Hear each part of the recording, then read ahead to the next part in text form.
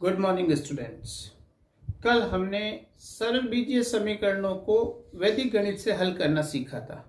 उसकी एक विधि हमने सीखी थी सूत्र परावर्ती योजित, और हमने निखिलम विधि से किसी संख्या का वर्ग करना भी सीखा था। तो कल बताई गई विधियों पर कई विद्यार्थियों ने प्रश्नों को हल करके मुझे भेजे, जिनके उत्तर मैंने चेक किए तो उसमें दो सामान्य गलतियां मुझे नजर आई। उनके बारे में मैं आपको बता रहा हूं, उस पर ध्यान देना है। एक, निखिलम विधि में जब हमने उपाधार विधि पर वर्ग ज्ञात किया था तो जो दो खंड बने थे उसमें पहला खंड था, उसमें उपाधार अंक से उसको गुणा करना था।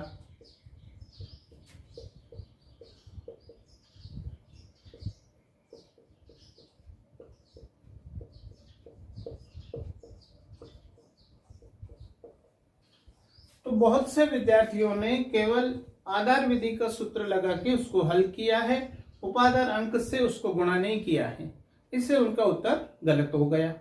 तो ध्यान रखना है, जब भी हम उपाधार ले तो पहले खंड में जो संख्या प्लस विचलन करते हैं इसके उत्तर को उपाधार अंक से गुणा करना है। और दूसरी गलती की थी सूत्र परावर्ती योज्यत में, जो अधिकांश विद्यार्थियों की गलतियां थी। इसका हमने चौथा अनुप्रयोग देखा था कि यदि हमारा समीकरण m बट्टा एक्स प्लस ए n बट्टा एक्स प्लस बी बराबर 0 इस रूप में है, तो इसका हल x बराबर minus M B plus N A बट्टा m प्लस n ये था। तो बहुत से विद्यार्थियों ने यहाँ एक सामान्य गलती की थी कि ये माइनस का जो चिन्ह है, इस माइनस के चिन्ह का उन्होंने उपयोग नहीं किया था, यानी यहाँ माइनस का चिन्ह नहीं लगाया था, इससे उनके उत्तर का चिन्ह परिवर्तित हो गया। तो हमें ध्यान रखना है कि इस सूत्र का जो हल है उसमें आगे माइनस का चिन्ह लगेगा। तो इन दो छोटी बातों का ध्यान रखें, क्योंकि कल के कार्य में बहुत से विद्यार्थियों ने ये गलतियां की है। अब हम वैदिक गणित में समीकरणों को हल करने की दूसरी विधि है सूत्र शून्य साम्य समुच्चय। इसके बारे में जानकारी प्राप्त करेंगे और इसके 6 अनुप्रयोग हैं। इन 6 अनुप्रयोगों को समझेंगे और उनको उदाहरणों सहित हल करेंगे।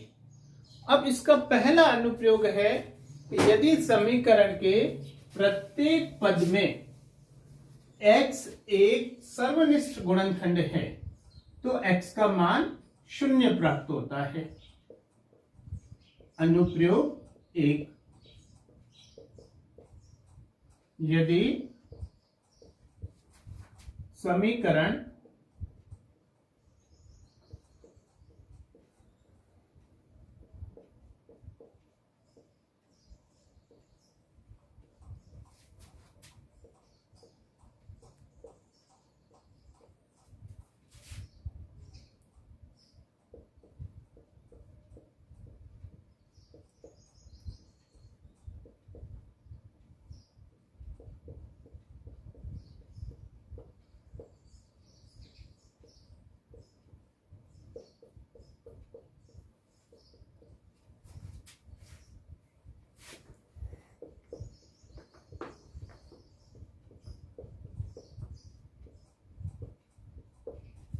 यदि समीकरण के प्रत्येक पद में x एक सर्वनिष्ठ गुणनखंड हो। सर्वनिष्ठ गुणनखंड का अर्थ होता है यदि x प्रत्येक पद में हो तो x का मान 0 प्राप्त होता है। एक उदाहरण ले रहे हैं, आपको समीकरण दे रखी है 3x प्लस 4x बराबर 5x प्लस 7x। x एक सर्वनिष्ठ गुणनखंड है,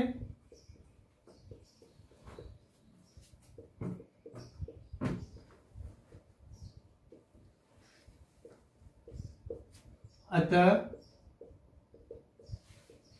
x बराबर 0। अब दूसरा उदाहरण है, अगर x के बदले, x की जगह कोई गुणनखंड अगर सर्वनिष्ठ हो, जैसे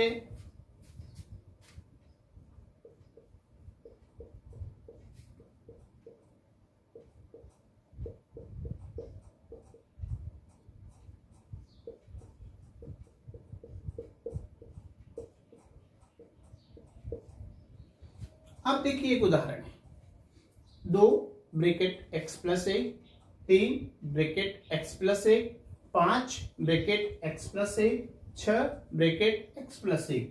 तो जैसा पहले उदाहरण में x एक सर्वनिष्ठ गुणनखंड था, तो यहां पर x प्लस 1 का जो ये ब्रैकेट है ये एक सर्वनिष्ठ गुणनखंड है, और जो सर्वनिष्ठ गुणनखंड होता है उसका मान 0 होता है। यहाँ x सर्वनिष्ठ गुणनखंड था तो हमने x का मान 0 रखा, और यहाँ x प्लस 1 एक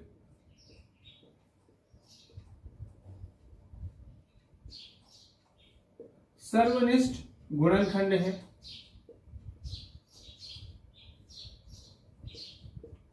अतः x प्लस 1 बराबर 0 करेंगे।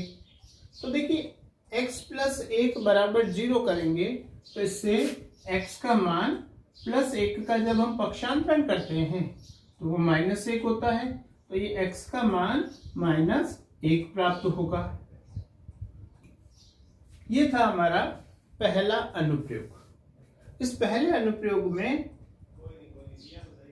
x यदि सर्वनिष्ठ गुणनखंड है तो x का मान 0 होगा, और x के बदले यदि कोई गुणनखंड ही सभी में कॉमन है, जैसे यहाँ x प्लस 1 का ब्रैकेट जो था ये सभी पदों में कॉमन था यानी सर्वनिष्ठ था, अतः x प्लस 1 बराबर 0, तो x का मान -1 प्राप्त हुआ। अब दूसरा अनुप्रयोग है,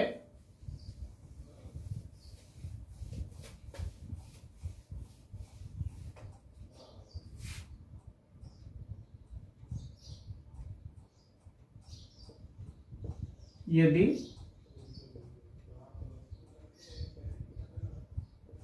समीकरण के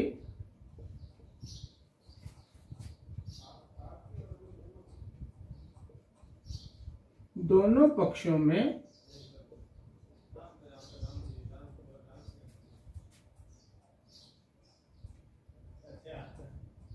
स्वतंत्र पद समान हो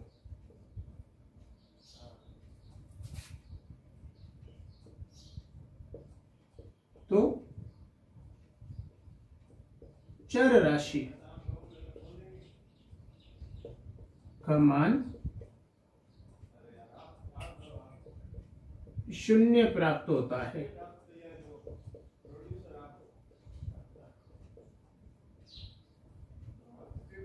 यदि समीकरण के दोनों पक्षों में स्वतंत्र पद समान हो तो चर राशि का मान 0 प्राप्त होता है। इसके लिए हम एक उदाहरण ले रहे हैं। आप देखेंगे ये 2x प्लस 7 बराबर 4x प्लस 7। यहाँ बायां पक्ष और दायां पक्ष दोनों में आप देखेंगे कि स्वतंत्र पद समान है, दोनों में 7 है, तो यहाँ चर राशि का मान 0 प्राप्त होगा। तो देखो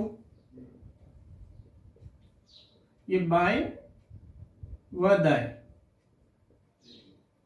पक्ष में स्वतंत्र पद समान है, अतः x बराबर 0। एक और उदाहरण ले रहे हैं, 2x plus 3 x plus 5 plus 7 बराबर 2 x प्लस 7 प्लस 1। अब आप एक उदाहरण देखेंगे, इसमें जो बायां पक्ष है इस बाएं पक्ष में स्वतंत्र पद कौन कौन से हैं? आप देखेंगे कि सबसे पहले 3 है पहले ब्रैकेट में और दूसरे ब्रैकेट में 5 है। अब दोनों ब्रैकेट के बीच में प्लस का चिन्ह है, तो यहाँ पे भी 3 और 5 के बीच में प्लस का चिन्ह आएगा। और फिर +7 है, तो ये +7 है।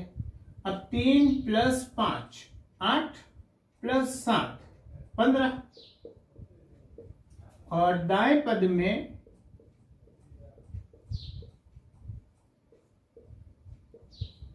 स्वतंत्र पद, देखिए 2 ब्रैकेट के बाहर है और ब्रैकेट के अंदर 7 है। अब 2 और ब्रैकेट के बीच में कोई चिन्ह नहीं है, यानी कि यहाँ गुणा का चिन्ह होगा 2 × 7। और फिर आगे है +1, तो 7 का 2 से गुणा करेंगे 14 और 1 प्लस करेंगे तो 15। तो आप देखेंगे कि दोनों पक्षों में स्वतंत्र पद समान है।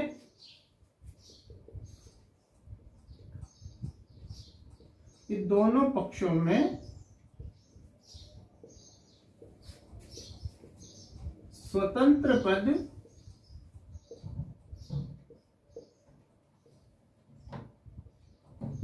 समान है, अतः x = 0। फिर इसका एक और उदाहरण लेते हैं। जैसे एक ब्रैकेट में है x + 3 और x + 6 बराबर x + 2 x + 9। ये 2 पद हैं, तो बाएं पक्ष में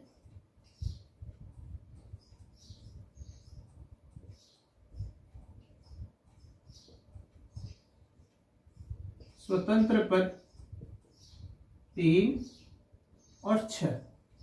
अब आप देखेंगे कि दोनों कोष्टकों के बीच में कोई चिन्ह नहीं है, इसलिए गुणा का चिन्ह होगा। तो 3 × 6 18। और ऐसे ही दाएं पक्ष में स्वतंत्र पद,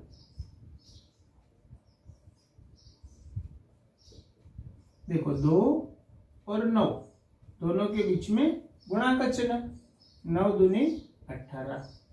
तो आप देखेंगे दोनों पक्षों में स्वतंत्र पद समान है।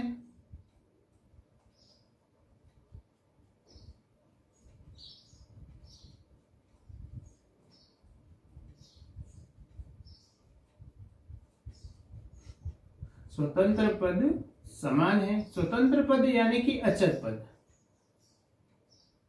अतः x = 0। तो ये था हमारा दूसरा अनुप्रयोग। अब हम देखेंगे हमारा तीसरा अनुप्रयोग।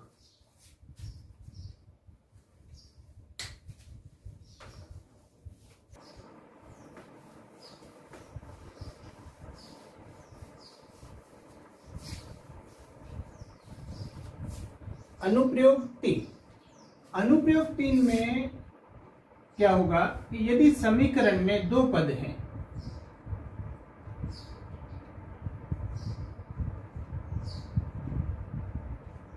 समीकरण के दोनों पदों के अंश समान हो,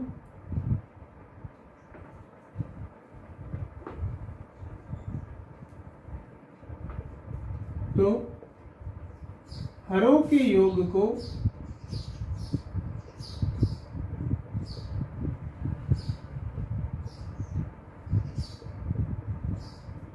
शून्य के समान रखने पर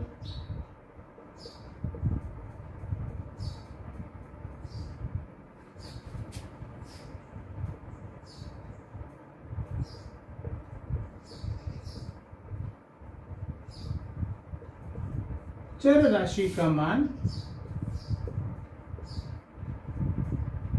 प्राप्त होता है।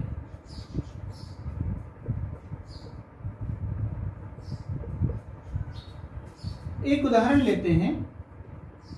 जैसे कि आपको एक उदाहरण दिया है 2/x + 3 + 2/2x + 5 बराबर 0। तो आप देखेंगे कि समीकरण में दो पद हैं, दोनों पदों का अंश समान है, तो इनके हरों के योग को शून्य के समान रखेंगे तो हमें चर राशि का मान प्राप्त होगा।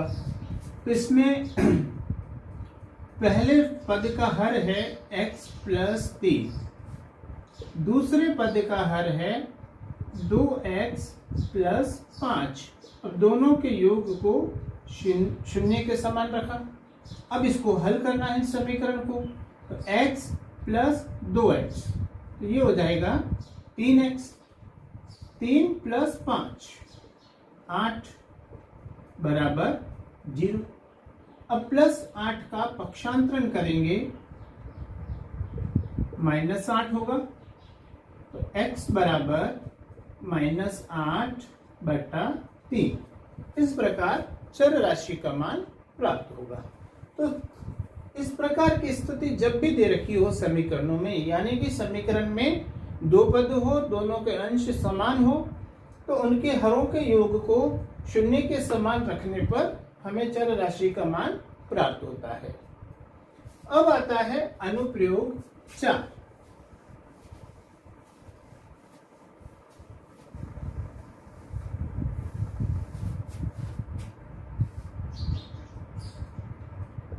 यदि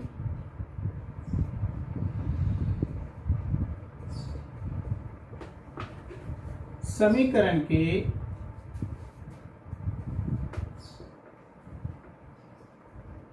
दोनों पक्षों के अंशों का योग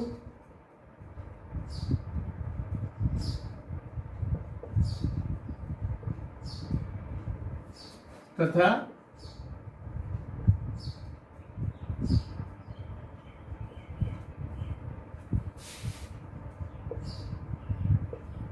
दोनों पक्षों के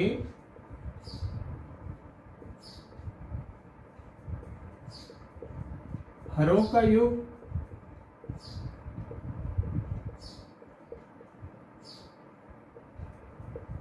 समान हो अथवा किसी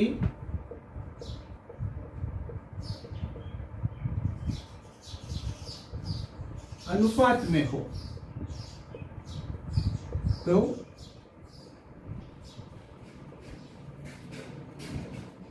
किसी भी योग को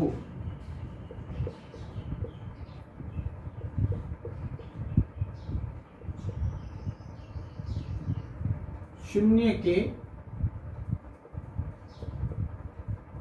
समान रखने पर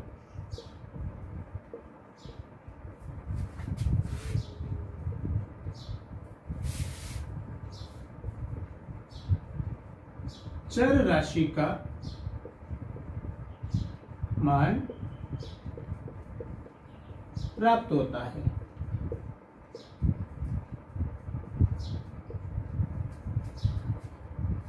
इस अनुप्रयोग को एक उदाहरण से समझते हैं। जैसे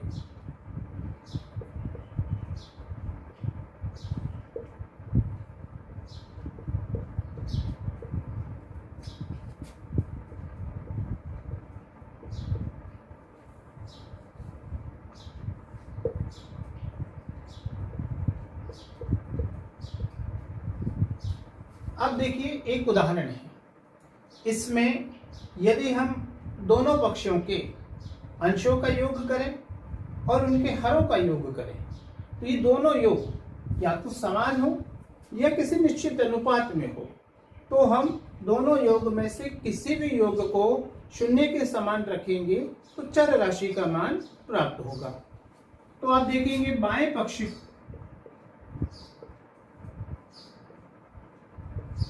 के दोनों पक्षों के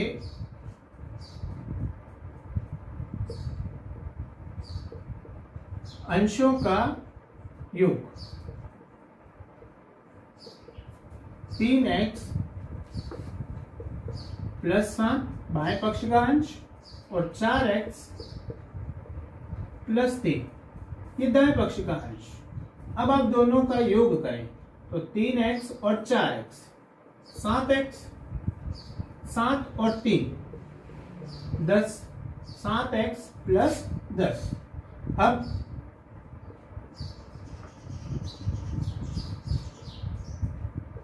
दोनों पक्षों के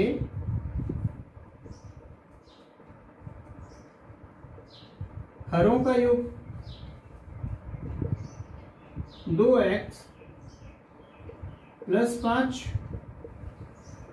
5x प्लस 5 तो 2x और 5x 7x 5 और 5 10।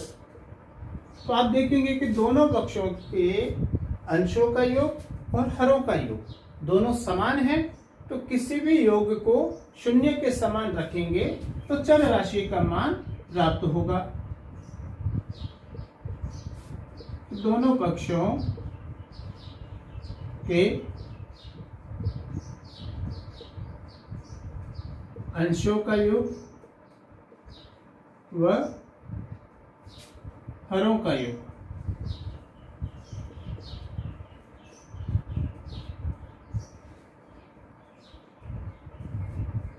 समान है। अतः किसी भी योग को यानी कि 7x प्लस 10 बराबर 0 रखें तो 7x बराबर प्लस 10 का पक्षांतरण करेंगे तो -10 तो x बराबर हो जाएगा -10/7। इस प्रकार से हमें चर राशि का मान प्राप्त होगा और ये हमारा उत्तर रहेगा। तो ये है चौथा अनुप्रयोग। एक और उदाहरण लेते हैं और उसको भी हल करके देखते हैं।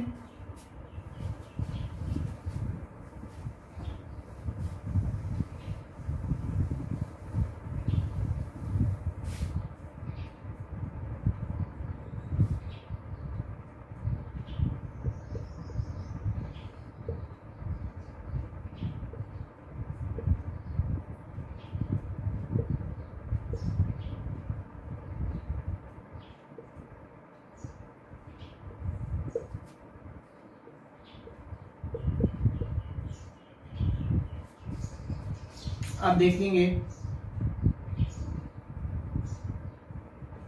कि दोनों पक्षों के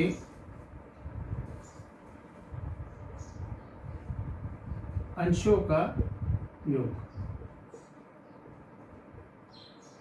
2x प्लस 1 3x प्लस 3 तो 2 और 3 5x 3 और 1 4। अब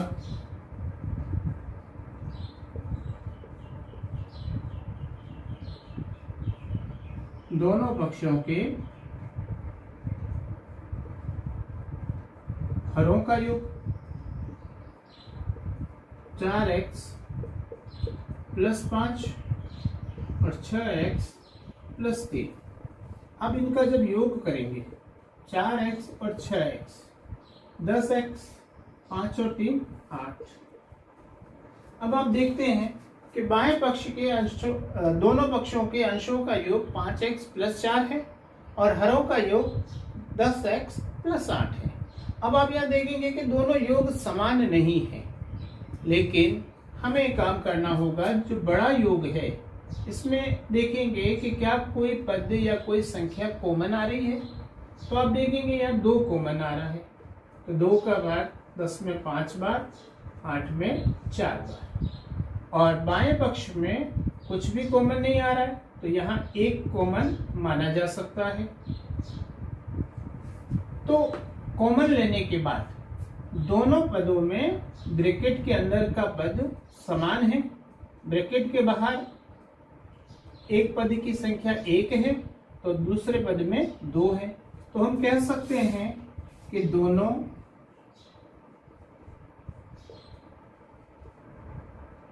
पक्षों के अंशों का योग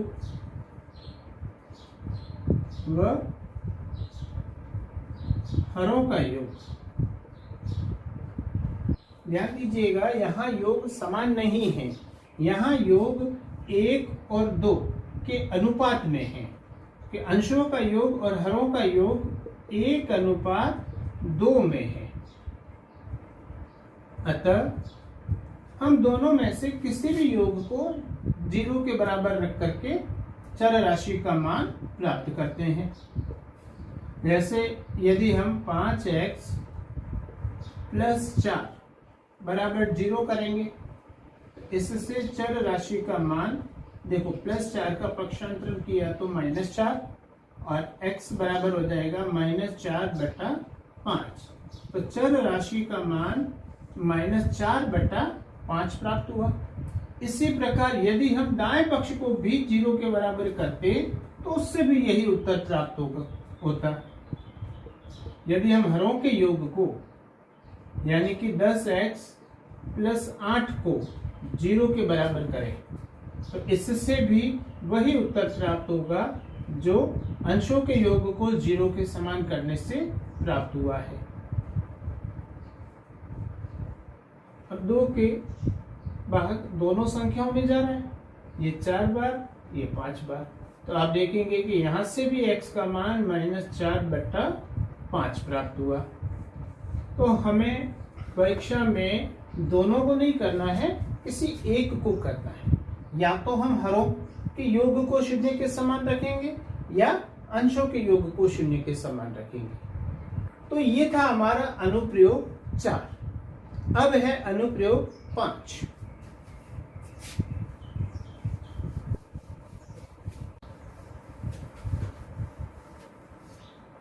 अब आता है अनुप्रयोग 5। यदि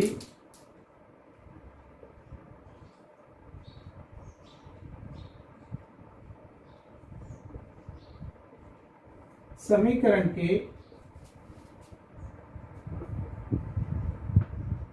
बाएं पक्ष के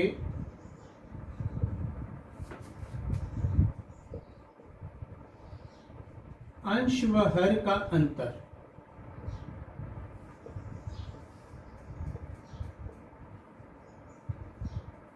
तथा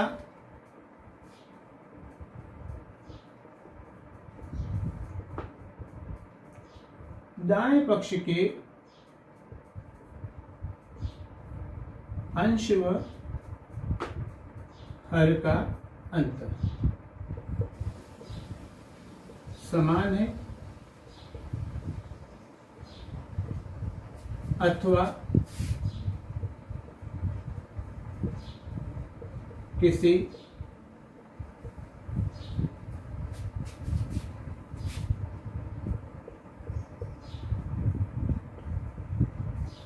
निश्चित अनुपात में हो।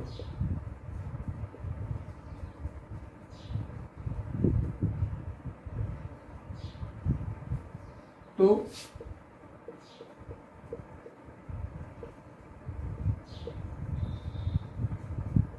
किसी भी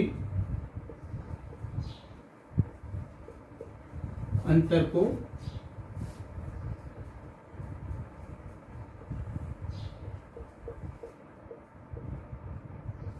शून्य के समान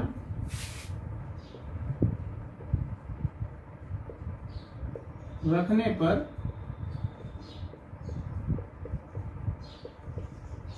चर राशि का मान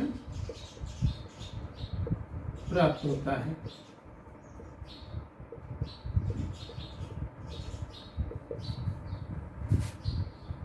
एक उदाहरण ले रहे हैं।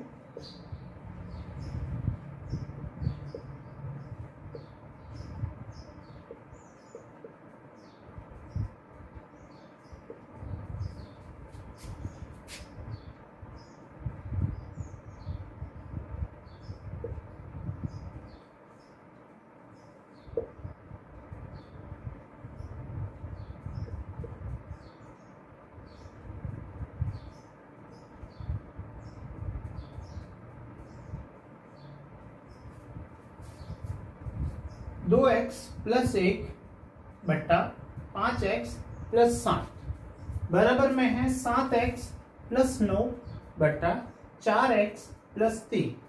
अब आप देखें कि बाएं पक्ष की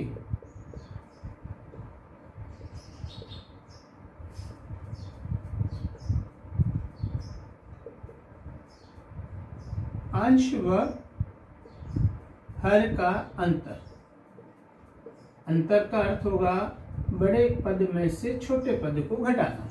तो बड़े पद के लिए हम x का गुणांक देखेंगे कि जिस पद में x का गुणांक बड़ा होगा वो पद बड़ा होगा।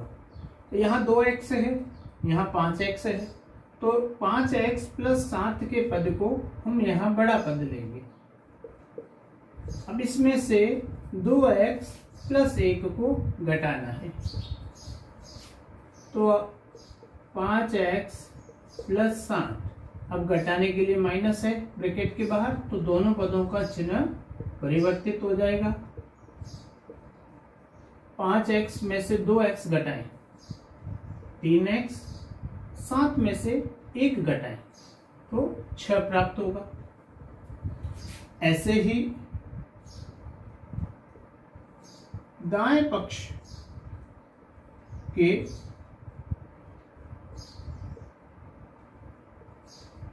अंश व हर का अंतर, दाएं पक्ष में देखेंगे 7x प्लस 9 है और हर में 4x प्लस 3 है, तो बड़ा पद है 7x प्लस 9, इसमें से 4x प्लस 3 को घटाएंगे तो बाहर माइनस का चिन्ह होने से दोनों पदों का चिन्ह बदल जाएगा।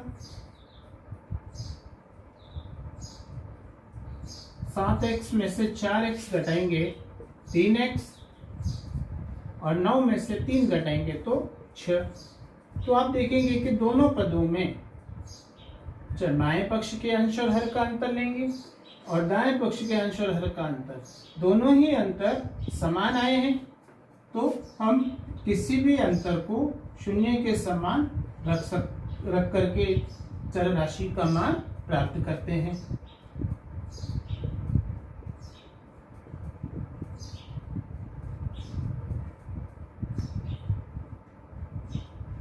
अतः 3x प्लस 6 बराबर 0, तो 3x प्लस 6 का पक्षांतरण -6, तो x बराबर हो जाएगा -6 बटा 3 यानी कि -2।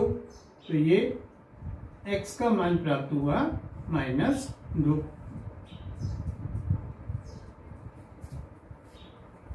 ये था अनुप्रयोग 5। इसमें बाएं पक्ष के अंश और हर का अंतर और दाएं पक्ष के अंश और हर का अंतर दोनों समान है।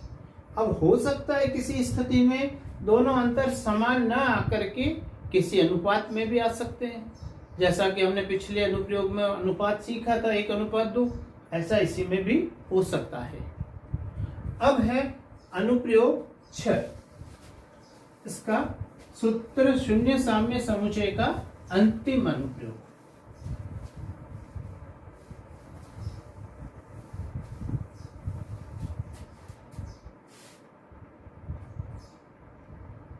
यदि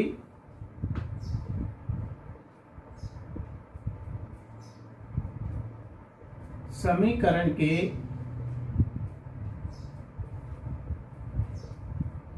दोनों पक्षों में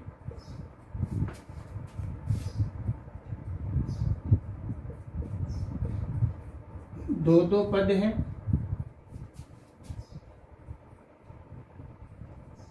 तथा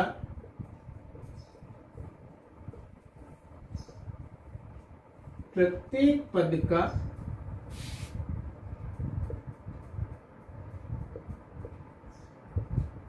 अंश समान है,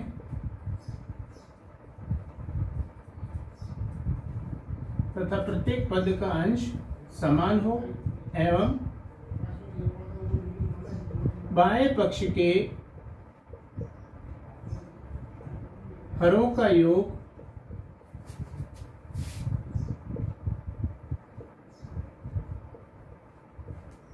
दाएं पक्ष के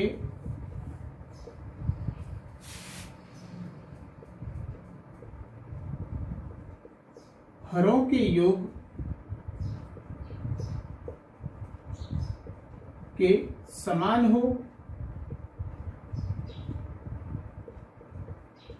तो किसी भी योग को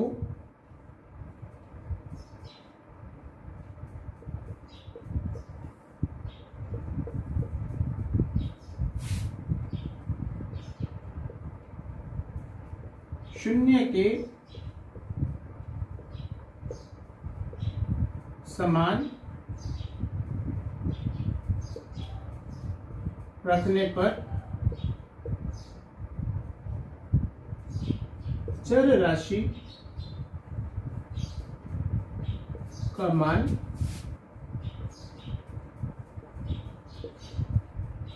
प्राप्त होता है। ये है आपका अनुप्रयोग 6। अब इसको हम एक उदाहरण लेकर के समझेंगे।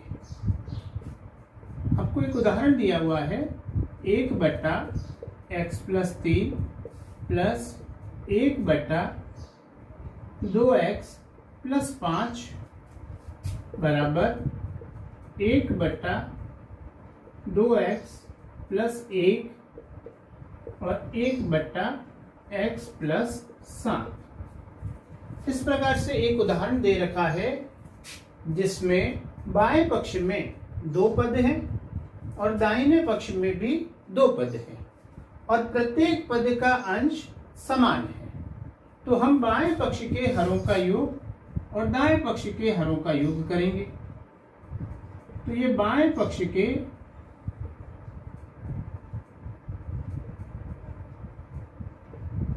हरों का योग x+3 2x+5 x+2x यानी 3x 3+5 8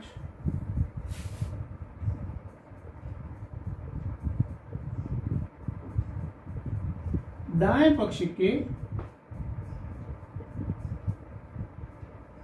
हरों का योग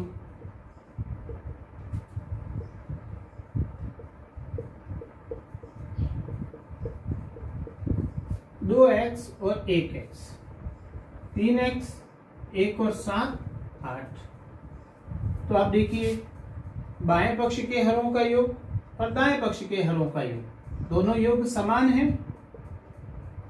दोनों योग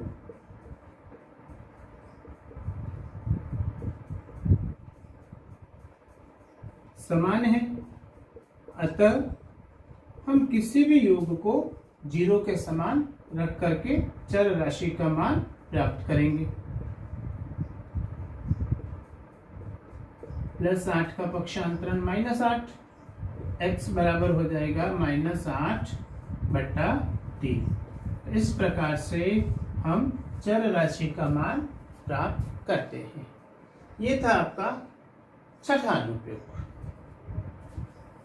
तो ये थे हमारे वैदिक गणित की अंतिम विधि सूत्र शून्य साम्य समुच्चय। अब आपके वैदिक गणित का प्रश्नावली आज समाप्त होती है। अब आप कल की क्लास में हम नई प्रश्नावली शुरू करेंगे।